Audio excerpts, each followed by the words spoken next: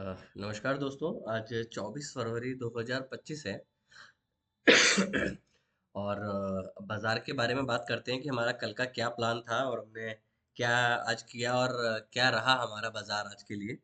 तो सबसे इम्पोर्टेंट क्या है आज बाजार में समझना कि जैसे हमने कल के प्लान के में भी डिस्कशन किया था, जो कल एक वीडियो बनाई थी एंड यस्टरडे नाइट को, कि उसमें हमने ये डिस्कशन किया था कि अगर बाजार S2 के बियॉन्ड खुलता है तो हमें प्राइस एक्शन को ऑब्जर्व करना है, क्या वो वहां से रिकवरी करता है कि नहीं करता है। तो इस पॉइंट के आसपास जब बाजार यहाँ पे ओपन हुआ आपका और यहाँ से इमिडिएटली बाजार में आपको सेलिंग देखने को मिली, जैसे ये फर्स्ट 5 मिनट का लो यहाँ से ब्रेक हुआ। एक बार यहाँ पे आपका पेन खोल लेते हैं। थोड़ा सा वीडियो बड़ा होगा आज का, पर कुछ पॉइंट्स हैं जो आपको ऑब्जर्व करने चाहिए, क्योंकि आप खुद भी अगर ट्रेड इवेल्युएट करते हैं तो कुछ पॉइंट्स हमेशा आपके दिमाग पर रहने चाहिए ट्रेड करने से पहले। फर्स्ट चीज थी, हम खुले और फर्स्ट 5 मिनट का हमने ये लो मार्क किया। हमारा प्लान था कि अगर फर्स्ट 5 मिनट में इससे यहाँ से बाइंग देखने को मिलती है, ये क्रॉस करता है, तो हम यहाँ से कल के क्लोज तक के लिए हम जा सकते हैं, देन यहाँ से दोबारा आपको सेलिंग देखने को मिलेगी। ये हमारा कल के लिए प्लान था। अब बाजार में क्या हुआ, बाजार खुला और यहाँ से जैसे ही लोग वर्टिकली इसमें 2-3 बारें बनी। बट अगर यहाँ पे आप देखें ऑप्शंस के, मैंने यहाँ पे व्हाट्सएप कम्युनिटी पे भी जो मैं पोस्ट करता हूँ पोस्ट किया कि आप यहाँ पे भाई 600 की पुट देख सकते हैं। तो यहाँ पे ऑलमोस्ट वो 104 105 पे चल रही थी और 125 या 130 तक गई है मैक्सिमम शायद वो पुट। बट पॉइंट ये नहीं है कि वो कहाँ तक गई और कहाँ तक जा सकती थी, पॉइंट ये था कि किस बेसिस पे वो ट्रेड मैंने इवेल्युएट करके आपको इन्फॉर्म किया था। अब इशू क्या है कि अगर हम बाजार में देखें, बाजार नीचे आया, इस लेवल के आसपास बाजार ने ग्रीन कैंडल बनाई, बट ग्रीन कैंडल का फॉलो थ्रू नहीं आया। अब समझिए इस चीज को, ये ग्रीन कैंडल बनी यहाँ पे, ये वाली ग्रीन कैंडल बनी, इसका फॉलो थ्रू नहीं आया। आपने इसका लो ब्रेक किया, ऊपर गया, नीचे आ गया। अब यहाँ पे समझना क्या है बाजार में, जब ये साइडवेज ऐसे नीचे की तरफ जा रहा है, आप प्राइस से बहुत ज्यादा दूर हो, आप 200 से काफी ज्यादा दूर हो। जब प्राइस आपका यहाँ होता है और जब आपका प्राइस ये है, ठीक है, आपका 20 यहाँ पे है और 200 यहाँ पे है, तो 70 to 80% ऑफ द टाइम यहाँ से बाजार में एक शार्प रिवर्सल देखने को मिलता है, जो कि आपको प्रीवियस क्लोज तक ले जाता है। ये हमारा प्लान था। अब जब बाजार नीचे आया, नहीं इसको सपोर्ट किया, यहाँ पे कंसोलिडेशन करने लगा। इस जगह के आसपास मैंने कॉल ली थी निफ्टी की। मैं वेट करता रहा एक 135 के आसपास या 34 के आसपास शायद मैंने कॉल ली थी, 5 तो या 36 की रेंज में मैंने कॉल ली बैंक निफ्टी की। मैं वेट करता रहा, बाजार यहाँ पे गया। ये कॉल मैंने 136 पे ली थी, 156 के आसपास ये कॉल गई। मुझे 20 रुपीज का इजीली प्रॉफिट यहाँ पे दिख रहा था। बट मेरी एंटिसिपेशन थी कि अगर शार्प मोमेंटम आता है तो एक बारी वो इस लेवल तक जा सकता है। जो मेरी कॉल थी वो इजीली 190 195 तक चली जाती। दैट इज द रीजन कि मैंने 20 पॉइंट का प्रॉफिट नहीं लिया यहाँ पे, और अल्टीमेटली मुझे यहाँ के आसपास अपनी कॉल से एग्जिट करना पड़ा, जो कि मेरा 120 रुपए के आसपास स्टॉप लॉस था, मतलब 15 रुपए का मैंने स्टॉप लॉस लिया था। आप इस चीज को समझे, क्योंकि बाजार वॉलेटाइल ज्यादा है।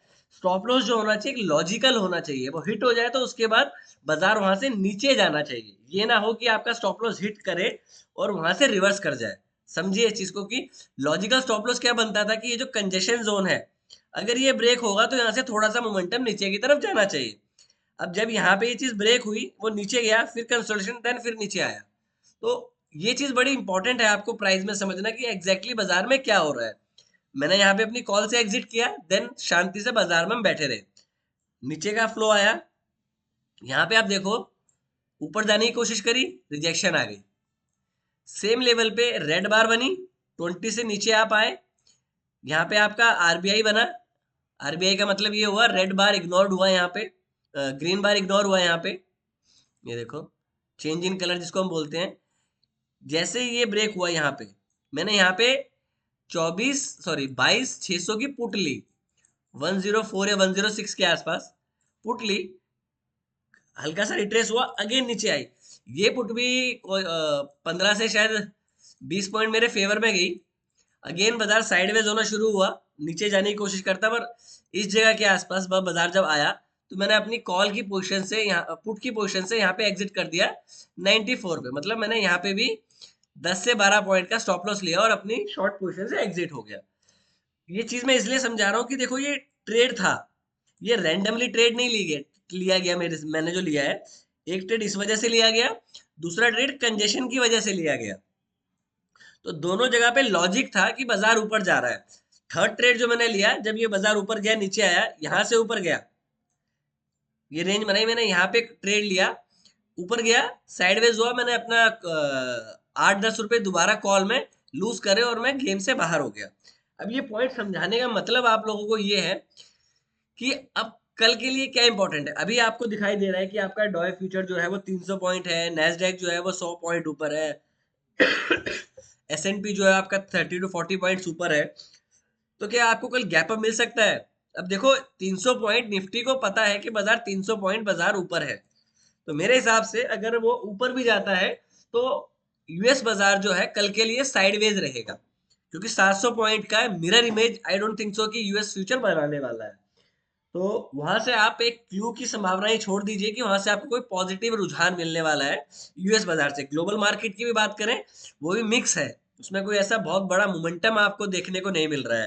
प्लस आपका जो आईटी इंडेक्स है वो 6 महीने के लो पे आ रखा है। दूसरा, अगर हम निफ्टी की बात करें तो अब 9 मंथ के लो पे है। एक और इम्पोर्टेंट पॉइंट कि बाजार को अगर ऊपर जाना है तो 22,500 22,600 एक अच्छा जोन था जहां से एक शॉर्ट कवरिंग तेज आनी चाहिए।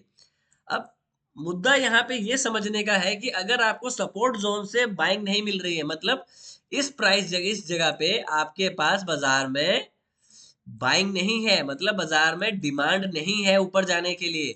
अगर डिमांड नहीं है तो बाजार कंसोलिडेशन करेगा, देन अगेन डाउन साइड की जर्नी को रीस्टार्ट करेगा।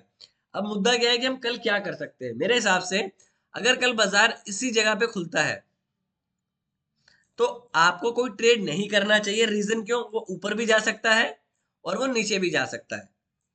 तो या हम कल का वेट करें कंसोलिडेशन का, इधर वो यहां खुले, आप फर्स्ट 5 मिनट का स्टॉप लॉस लें और आपका S1 जो है वो टारगेट होना चाहिए। टारगेट क्या होना चाहिए?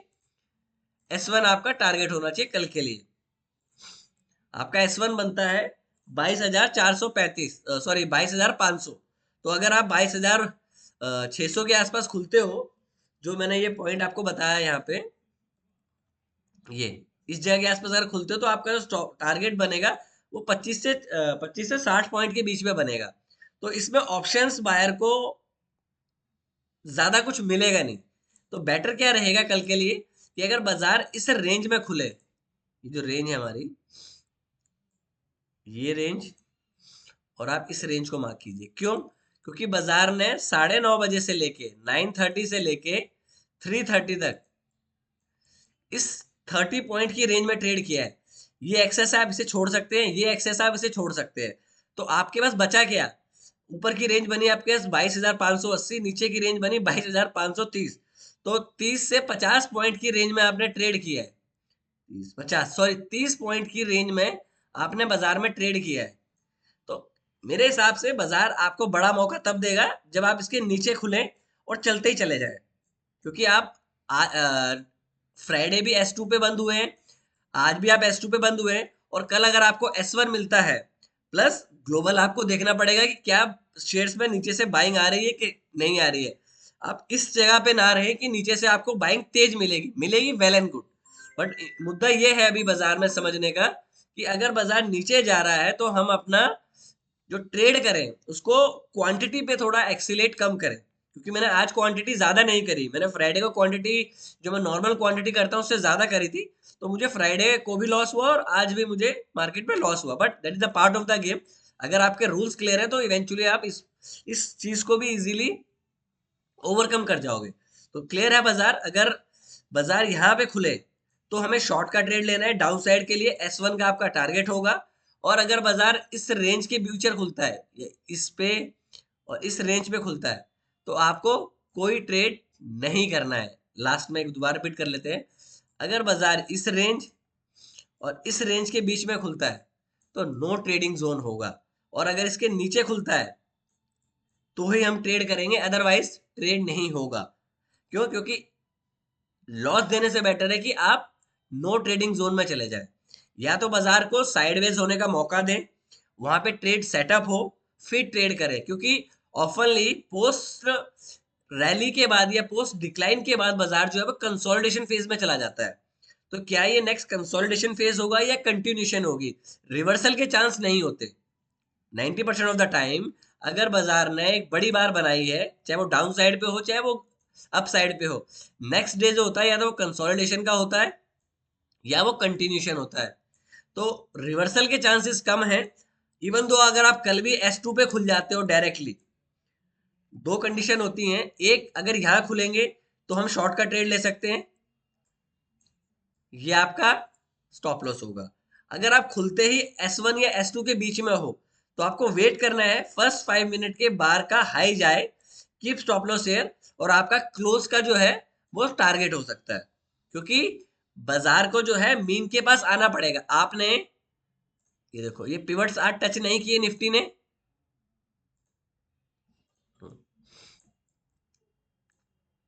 कल आपने पिवट्स टच किए थे, आज आपने मिस पिवट किया। तो हो सकता है कल भी अगर बाजार इसके नीचे खुलता है, क्योंकि जो प्रोबेबिलिटी जो है बाजार में, मेरे हिसाब से गैप डाउन खुलने की ज्यादा है बनस्पत की आप गैप अप खुलो, क्योंकि रिस्क ज्यादा है दोनों साइड पे। तो इसलिए मैंने कोई पोजीशन कैरी नहीं करी फिलहाल, बट मेरा व्यू क्लियर है बाजार में कि अगर बाजार क्लोज के आसपास खुलता है तो मैं शॉर्ट करूंगा, अगर बाजार S1 या S2 के आसपास खुलता है तो मैं रिवर्सल प्ले करने की कोशिश करूंगा। रिवर्सल में मीन रिवर्जन की मैं बात कर रहा हूं। और अगर बाजार इस रेंज के बीच में खुलेगा तो मैं बाजार को वेट करूंगा कि मुझे क्या करना है इस रेंज के बीच में। ठीक। बैंक निफ्टी की बात करें, जैसे हमने कल भी बैंक निफ्टी के बारे में बात करा था कि बैंक निफ्टी एक माइट बी अ रीजन की थोड़ा सा कम गिरेगा, गिरेगा, मैंने कल भी यही बात बोली थी कि बैंक निफ्टी गिरेगा, बट हो सकता है उसके निफ्टी के बनस्पत कम गिरे। आपने देखा आईटी में 1000 पॉइंट की डाउन साइड है, तो कारण क्या है? पिलर अगर आपके ढह जाएंगे तो कोई खरीदने नहीं आएगा बाजार में। अब आप 5 महीने से कंटिन्यू डाउन साइड में है, risk reward ratio further down side के लिए नहीं बनता है। तो आप जितने छोटे पॉइंट्स के लिए अगर खेल रहे हैं, छोटे पॉइंट्स का मेरा मतलब है अगर मैंने आज 20 पॉइंट मॉर्निंग में ले लेता, 10-15 पॉइंट डाउन में ले लेता, तो मेरा अच्छा डे कंस्ट्रक्ट हो जाता था। बट ऑफनली मेरा जो प्लान होता है वो मिनिमम 30 to 50 पॉइंट का होता है कि कम से कम इतने में कैप्चर करूं, क्योंकि ये जो मेरा एक दिन में 20 से 30 पॉइंट गए हैं वो मेरे एक ट्रेड में इजीली कवर हो जाते हैं। ओवरऑल स्टॉक्स भी डाउन है, सारे सेक्टर्स भी डाउन है। अगर आप सेक्टर्स को भी देखने की कोशिश करें तो ऑफनली आपका ऑटो में थोड़ा सा दिखा, बट ये अगेन सोल्ड इनटू हो जाएगा। फार्मा में जान थी वो अगेन डाउन आ गया।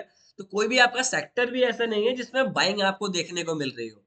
तो मेरे हिसाब से कल भी आपको एक डाउन डे ही मिलता है अगर आप क्लोजिंग पे खुलते हैं। तो रिवर्सल तब खेलना है जब S1 या S2 के आसपास आ जाए। तो अगर वीडियो अच्छा लगा हो तो वीडियो को लाइक करें, चैनल को सब्सक्राइब करें। Thank you, take care and trade well. ये मेरा व्यू है, अगर आप कोई ट्रेड लेते हैं तो अपने वित्तीय सलाहकार से जरूर परामर्श करें। Thank you, take care and bye.